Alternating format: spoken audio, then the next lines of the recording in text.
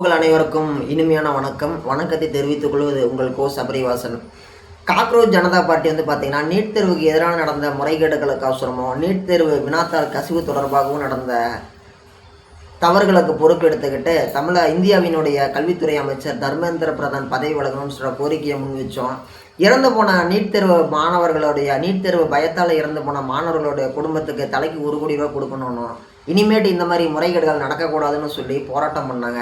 அப்படி போராட்டம் பண்ண அந்த தலைவர் பார்த்திங்கன்னா, காக்ரோச் ஜனதா பார்ட்டி தலைவர் பார்த்திங்கன்னா, மக்களுடைய போராட்டம், மாணவர்களுடைய போராட்டம் அப்படிங்கிறது வெற்றி பெற்றது.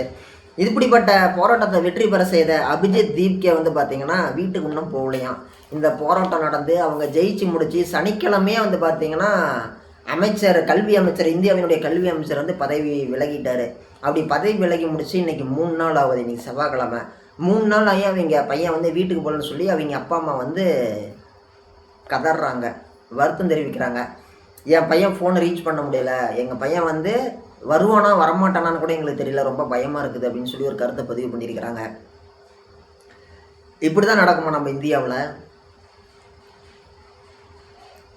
ஒருவேளை இந்த அபிஜித் தீப்கே நல்லபடியாக போனாருன்னா மட்டும்தான் அடுத்த தடவை பார்த்திங்கன்னா மக்கள் பார்த்திங்கன்னா பிஜேபிக்கு ஓட்டு போடுவாங்க.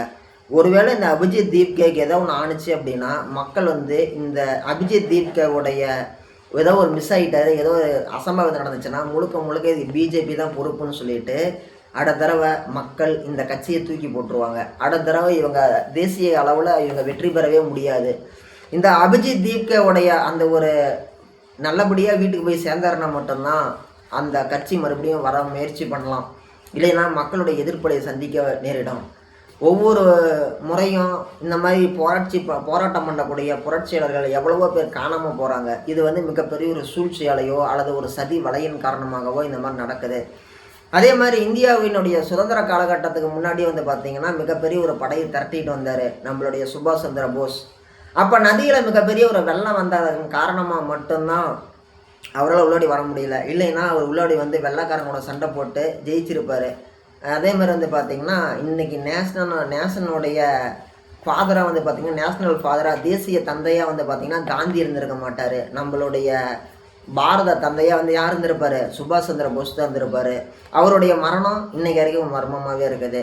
அதே மாதிரி நம்ம ஹிட்லருடைய மரணம் ஒரு மர்மமாக தான் இருக்குது. நீங்கள் கேட்கலாம், ஏன் சார் ஹிட்லருடைய மரணம் மர்மமாக இருக்குதுன்னு சொல்லிட்டு. இப்போ உதாரணத்துக்கு ஹிட்லருடைய மரணம் பார்த்திங்கன்னா அவர் இறந்து போய் அந்த கறிக்கட்டை தான் கிடைச்சே தவிர ஹிட்லருடைய உடம்பு கிடைக்கல. அவங்க காதலையும் ஒரு இறந்து போன ஒரு நபருடைய ஒரு எரிஞ்சு போன உடம்பு தான் கிடச்சிச்சே தவிர எரிஞ்சு போனது ஹிட்லர் தான் அப்படின்னு சொல்லி எந்த ஒரு டிக்ளருமே முழுசாக பண்ணலை. அப்படிங்கும் பொழுது ஹிட்லராக இருந்தாலும் சரி, அவராக இருந்தாலும் சரி, இப்படி ஏகப்பட்ட பேரை பற்றி சொல்லிகிட்டே போகலாம். இப்படி ஏகப்பட்ட விஷயங்கள் இருக்குது. அப்படி இருக்கக்கூடிய ஒரு சூழ்நிலையில் ஒருவேளை இந்த அபிஜித் தீப்கே நல்லபடியாக வரலைன்னா பிஜேபியோடைய ஆட்சி அப்படிங்கிறது இந்த 5 ஆண்டுகளோட முடிவுக்கு வரும்.